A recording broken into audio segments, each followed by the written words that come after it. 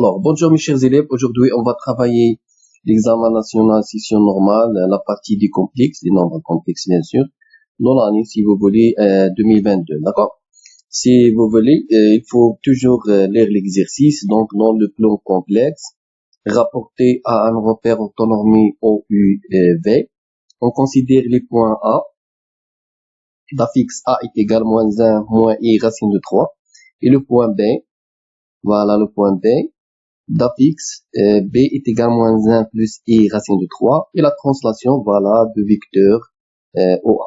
Alors, prouver, la première question, c'est de prouver que l'affixe D émerge de point B par la translation T. D est égal à moins 2, d'accord? Donc, toujours, on lit l'exercice plusieurs fois. Alors, mais nous, donc, on a D. D, c'est l'image de B. Alors, il faut distinguer entre le point et l'image. Donc, D et l'image. Donc, D, c'est l'image et B, c'est le point. Donc, on va écrire le vecteur B, D. C'est-à-dire, à partir de point, l'origine, c'est le point. Et voilà, l'extrémité, c'est tout simplement l'image. Est égal à quoi? Est égal au vecteur de translation. Donc, est égal à OA. À partir de cette relation, donc, on a, d'après les données, ça équivaut à quoi? À ZD, c'est-à-dire l'affixe de D, moins l'affixe de B, égale tout simplement l'affixe de A, moins l'affixe de O. On va remplacer chaque terme par la notation de l'exercice. Donc, ZD, c'est tout simplement D, petit d. ZB, c'est petit b. Et voilà, ZA, c'est petit a. Et ZO, c'est 0, voilà, donc c'est pas la peine de l'écrire. Ça équivaut à dire quoi? On va extraire D, donc D est égal à B plus A. Et on va remplacer B et A par leur valeur. Donc, B, c'est tout simplement moins 1, plus I racine de 3. Et on va remplacer A. A, c'est moins 1, moins I racine de 3. On va faire une simplification.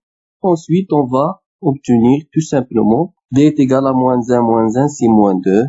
Et voilà le résultat. Donc, voilà la première question. La deuxième question, voilà, on considère la rotation F de centre D et d'angle 2π sur 3.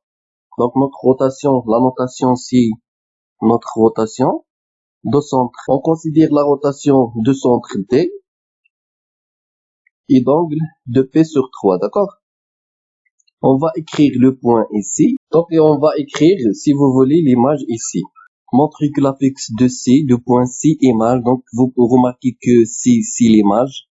Donc, il faut écrire C ici. Deux points B, donc B, c'est le point. Voilà. Par la rotation R et C est égal à moins 4. Il faut montrer que C est égal à moins 4. On va utiliser la relation de la rotation. C'est tout simplement Z de l'image, c'est-à-dire ZC, moins Z de centre, c'est-à-dire Z, l'affixe, c'est-à-dire Z, c'est l'affixe de centre, est égal exponentielle et θ, c'est-à-dire l'angle de P sur 3, fois facteur de quoi? De Z, de point, Z c'est le point B, moins ZD, c'est Z de centre. D'accord? C'est ça, la relation. Maintenant, on va utiliser la notation de l'exercice. ZC, c'est tout simplement C. ZD, c'est tout simplement D. Est égal exponentielle et 2P sur 3. ZP, c'est tout simplement B. Et D, voilà, D. Voilà. Ensuite, équivaut à dire quoi? C est égal D plus exponentielle et 2P sur 3. Facteur de B moins D. Alors, on va remplacer chaque terme par sa valeur et on va utiliser pour calculer, bien sûr, exponentielle et 2p sur 3. On va utiliser la relation suivante, un petit rappel. Exponentielle et θ est donné par la relation suivante. Donc, cosinus θ plus I sin θ. Voilà la relation qu'on va utiliser. Donc, on va faire quoi? On va remplacer chaque terme par sa valeur. Donc, C est égal dc moins 2 d'après la première question, plus exponentielle i de p sur 3, c'est cosinus de p sur 3, voilà, plus i sin de p sur 3, voilà, facteur de b, on va remplacer b par sa valeur, donc voilà b, moins 1 plus i racine de 3, moins d, mais d est négatif, il est déjà négatif, donc moins 2, c'est plus 2, d'accord? Donc, égal, moins 2 plus cos de p sur 3. Cosinus de p sur 3, c'est tout simplement moins 1 sur 2. Je vais vous montrer comment on a calculé ça. Ici, donc, cosinus de p sur 3 est donné par la relation suivante. Cosinus de p, c'est tout simplement 3p moins p sur 3. Donc, 3p moins p, c'est 2p, d'accord? Donc, les techniques qu'on a déjà vues dans les années précédentes. 3p sur p, c'est p moins p sur 3. Et voilà. On utilise une astuce ici. Donc, voilà. Le cercle trigonométrique. Si on a x ici, alors p moins x est donné ici. P moins x. Et voilà le cosinus de x, c'est tout simplement la projection sur l'axe des abscisses. Et le cosinus de p moins x, c'est la projection sur l'axe des abscisses. Voilà, il y a un moins. Ici, le cosinus est positif. Ici, moins. C'est pour cela on fait moins cosinus p sur 3. Et cosinus p sur 3, c'est tout simplement 1 sur 2. Donc, moins 1 sur 2. Voilà. Donc, comment on a calculé un cosinus de p sur 3 plus i. Par la même méthode, on va calculer sinus de p sur 3. Tout simplement racine de 3 sur 2. Facteur 2. 2 moins 1, c'est 1. Plus i, racine de 3. On fait le développement. Donc, moins 2. On a ici moins 1 sur 2 fois 1, c'est moins 1 sur 2. Moins 1 sur 2 fois i racine de 3, c'est moins i racine de 3 sur 2. Et voilà, ici, i racine de 3 sur 2 fois 1 plus i racine de 3 sur 2. Et i racine de 3 sur 2 fois i racine de 3, ça donne i au carré. Racine de 3 fois racine de 3, c'est 3. D'accord? Sur 2. On va simplifier ici. Et il vous reste moins 2, moins 1 sur 2. Et ici, moins 3 sur 2. On va rendre les nombres au même dénominateur. Ici, moins 4. Ici, moins 1, moins 3. Et ça donne moins 8 sur 2. Et ça donne moins 4. Et voilà, conclusion, c égale moins 4.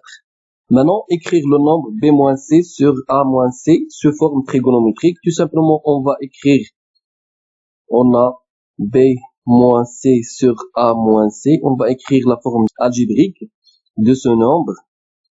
Donc, b, c'est tout simplement moins 1 plus i racine de 3.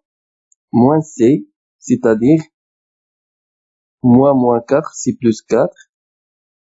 Voilà, donc a, c'est quoi a? C'est tout simplement moins 1, moins i racine de 3, plus 4. Après les calculs, on va trouver ici, c'est 3 plus i racine de 3. Et ici, 3 moins i racine de 3. On va multiplier par le conjugué, d'accord? Donc, 3 plus i racine de 3 sur 3 moins i racine de 3 fois le conjugué, c'est-à-dire 3 plus i racine de 3. Et ici, fois 3 plus i racine de 3, d'accord? Alors, on va faire quoi? Ici, on trouve 3 au carré, moins i racine de 3, le tout au carré. Et ici, on trouve identité remarquable, numéro 1, c'est-à-dire 3, plus i racine de 3, le tout au carré, égale, donc ici, c'est 9, 3i au carré, c'est-à-dire moins 3 fois moins, c'est plus, donc plus 3. Et ici, identité remarquable numéro 1, c'est-à-dire 9, 3 au carré, c'est 9, plus CI racine de 3 moins, car I au carré c'est moins 1. Racine de 3 au carré c'est 3 moins 3. Donc ça donne tout simplement 9 moins 3 c'est 6 plus CI racine de 3 sur 12. Donc ça donne 6 sur 2 c'est 1 sur 2 plus racine de 3 sur 2 fois I. Et voilà, il faut chercher un angle tel que son cosinus, ça donne 1 sur 2, et son sinus, c'est la racine de 3 sur 2, donc c'est trivial, c'est l'angle P sur 3, donc cosinus P sur 3, plus sin P sur 3 fois I, et donc la forme trigonométrique de ce nombre, c'est le module C1, l'argument c'est P sur 3. On a déjà vu que on a P moins C sur A moins C est égal cosinus P sur 3 plus I sin P sur 3. Ça implique que B moins C sur A moins C égale exponentielle et P sur 3. Donc voilà la relation. On va mettre cette relation à la puissance 2. On va faire le carré. Donc B moins C sur A moins C le tout au carré est égal exponentielle et P sur 3 le tout au carré. Et ça donne tout simplement exponentielle et de P sur 3. Voilà. Donc B moins C sur A moins C le tout au carré. Ça donne cette relation. Voilà la première relation. Et d'après la question précédente, d'après les questions précédentes, on a déjà trouvé que cette relation C moins D est égale exponentielle E de P sur 3 facteur de B moins D. Donc on a déjà trouvé cette relation. Cette relation devient le fait que C est l'image de B par la rotation de centre D et donc de P sur 3. Ou bien vous pouvez revenir à la question. Voilà la relation qu'on a écrit tout d'abord. Cette relation, on a déjà vu ça. Donc si cette relation. Maintenant on revient à notre relation. Donc on a ça. Alors C moins D, on divise sur B moins D, il est différent de 0, égale exponentielle I de P sur 3. Vous pouvez remarquer à partir de la première et la deuxième relation, de 1 et 2, on a quoi? On a l'égalité, donc B moins C sur A moins C, le tout au carré, ça donne tout simplement C moins D sur B moins D, soit gamma le cercle de centre D, et de rayon 2, et gamma prime le cercle de centre O, et de rayon 4, et M un point d'apex Z appartenant à deux cercles. Donc M, il appartient à deux cercles. Alors vérifiez que le module de Z plus 2 est égal à 2. On a tout simplement M appartient au cercle gamma, par exemple. Voilà, ça équivaut à dire quoi? Si un point appartient au cercle, alors la distance entre le centre et ce point, c'est-à-dire la distance MD, ça donne tout simplement le rayon de, ça équivaut à dire la distance MD est donnée par le module de l'apex D moins Z égale à 2.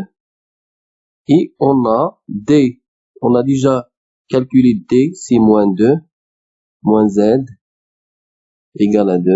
Et encore, c'est le module de 2 plus Z égale à 2, le résultat.